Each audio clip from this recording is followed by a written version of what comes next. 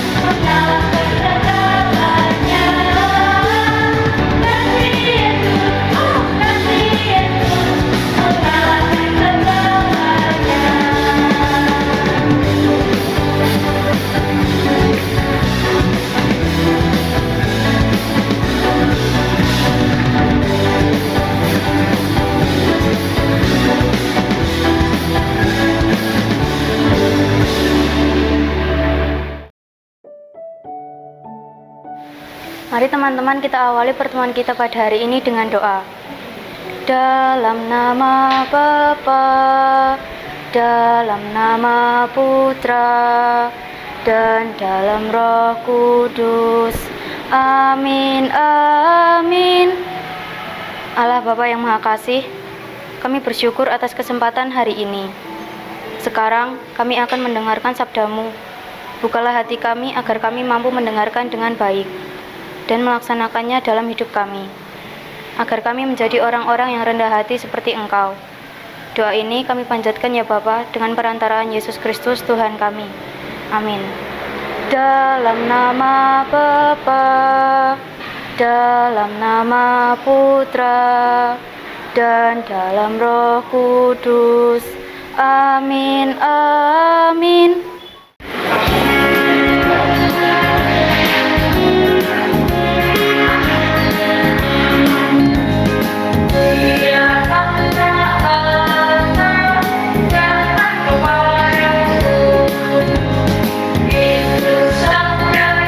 Yesus, Dia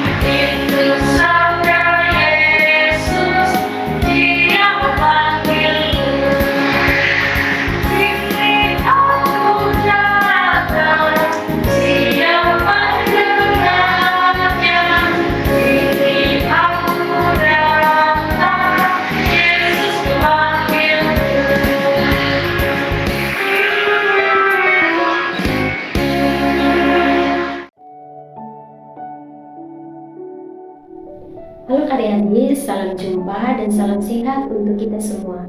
Kita mulai dengan membaca kitab suci ya. Sekarang, Sister persilakan untuk menyediakan kitab sucinya. Dibuka di Injil Markus bab 9 ayat 30 sampai dengan 37. Sudah siap ya? Sekarang kita mulai. Semoga Tuhan beserta kita sekarang dan selama-lamanya. Inilah Injil Tuhan kita Yesus Kristus menurut Santo Markus. Dimuliakanlah Tuhan. Yesus dan murid-muridnya berangkat dari situ dan melewati Galilea. Dan Yesus tidak mau hal itu diketahui orang, sebab ia sedang mengajar murid-muridnya. Ia berkata kepada mereka, Anak manusia akan diserahkan ke dalam tangan manusia, dan mereka akan membunuh dia. Dan 3 hari sesudah ia dibunuh, ia akan bangkit. Mereka tidak mengerti perkataan itu, namun segan menanyakan kepadanya. Kemudian, tibalah Yesus dan murid-muridnya di Kapernaum. Ketika Yesus sudah di rumah, ia bertanya kepada murid-muridnya, apa yang kamu perbincangkan tadi di tengah jalan? Tetapi mereka diam, sebab di tengah jalan tadi mereka mempertengkarkan siapa yang terbesar di antara mereka. Lalu Yesus duduk dan memanggil ke-12 murid itu. Katanya kepada mereka, jika seseorang ingin menjadi yang terdahulu, hendaklah ia menjadi yang terakhir dari semuanya dan pelayan dari semuanya. Maka Yesus mengambil seorang anak kecil dan menempatkannya di tengah-tengah mereka. Kemudian ia memeluk anak itu dan berkata kepada mereka, Barang siapa menyambut seorang anak seperti ini dalam namaku, ia menyambut aku. Dan barang siapa menyambut aku, bukan aku yang disambutnya, tetapi dia yang mengutus aku. Demikianlah Injil Tuhan. Terpujilah Kristus.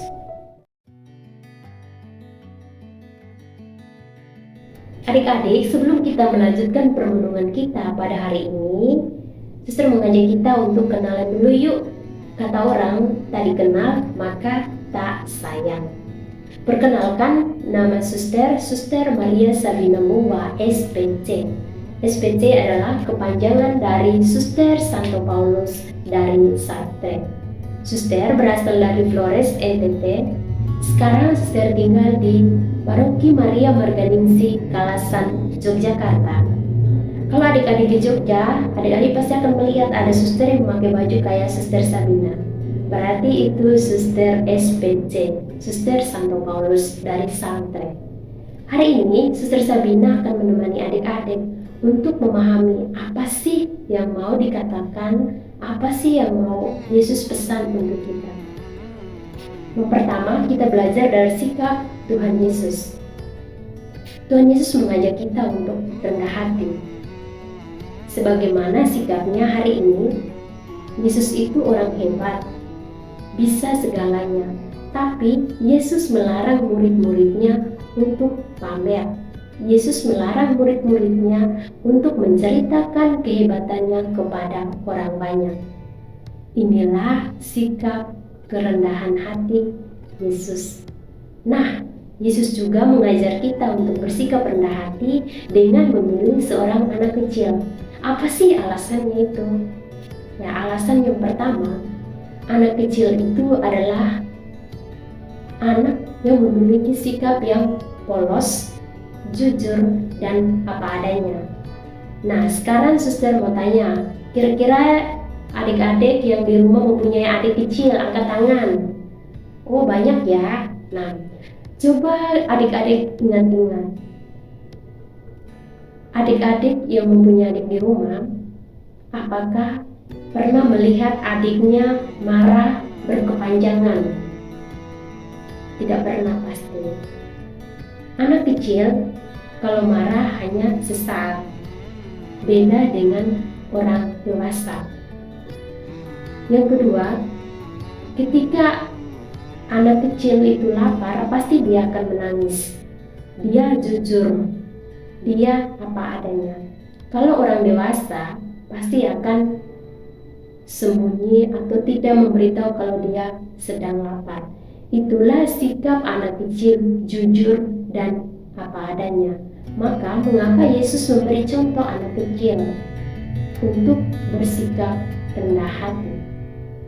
Nah, sebagai pengikut dan sahabat-sahabat Tuhan Yesus, kita bisa mempraktikkan sikap rendah hati itu mulai dari rumah. Sekarang saya mau tanya, kira-kira siapa yang sudah pernah meminta maaf kalau berbuat salah dengan papa atau mama? Angkat tangan. Banyak ya, bagus buat yang sudah pernah. Tingkatkan. Tapi bagi adik-adik yang belum pernah, mulai hari ini suster mengajak untuk belajar bersikap rendah hati dengan cara meminta maaf kalau salah, meminta tolong ketika mau minta bantuan, dan mengucapkan terima kasih ketika sudah dibantu. Kita bisa mempraktekannya mulai dari rumah, di sekolah, dan di lingkungan di sekitar kita. 3 sikap ini yang bisa membantu kita untuk bersikap rendah hati.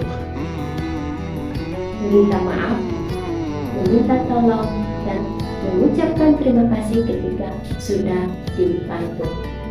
Kira-kira adik-adik berani nggak untuk bersikap rendah hati seperti ini?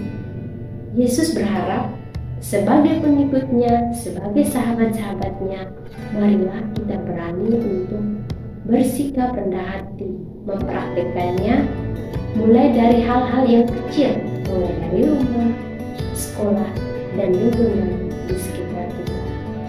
Tuhan memberkati. Hai teman-teman, saatnya kita challenge. Nah, sebelumnya teman-teman penasaran nggak nih siapa pemenang challenge minggu lalu? Jadi ini dia pengirim pertamanya.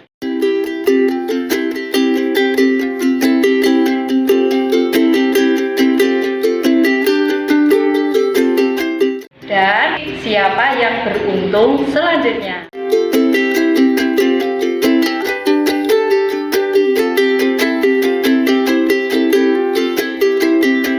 Selamat ya kepada para pemenang. Nah, untuk challenge minggu ini menulis ayat emas dari Injil Markus bab 9 ayat 35 yang bunyinya, jika seseorang ingin menjadi yang terdahulu, hendaklah ia menjadi yang terakhir dari semuanya dan pelayan dari semuanya. Nah, nanti ditulis dengan tulisan yang bagus ya teman-teman, kemudian dihias yang indah, dan jangan lupa hasilnya nanti dikirimkan ke kakak pendamping ya. Oke, gitu dulu ya teman-teman. Jangan lupa jaga kesehatan, tetap di rumah aja, jangan lupa menjaga kebersihan, selalu olahraga, berdoa, berbahagia. Sampai ketemu minggu depan. Dah. Halo teman-teman, setelah mengikuti via virtual hari ini, bagaimana kalian terima tantangan untuk menjadi pribadi yang rendah hati? Siap ya? Oke, mari kita mohon kekuatan Tuhan dengan doa penutup agar kita siap melaksanakan menjadi pribadi-pribadi yang rendah hati. Yuk siapkan hati, kita berdoa. Dalam nama Bapa, dalam nama Putra, dan dalam Roh Kudus. Amin, amin. Allah Bapa yang Maha Baik, kami bersyukur atas kesempatan via hari ini. Kami mohon berkat-Mu agar kami dapat menjadi pribadi yang rendah hati, mau mendengarkan dan tidak sombong. Kami juga mohon rahmat kesehatan ya Bapa, juga kesembuhan bagi mereka yang sedang sakit. Kami mohon rahmat rezeki untuk mereka yang berkekurangan, dan kekuatan bagi mereka yang menderita. Kami mohon pula untuk bangsa kami, agar semakin membaik, secara khusus dari wabah virus corona ini. Doa ini kami panjatkan ya Bapa, dengan perantaraan Yesus Kristus Putramu, Tuhan kami. Amin. Dalam nama Bapa, dalam nama Putra, dan dalam Roh Kudus. Amin, amin. Sampai jumpa minggu depan.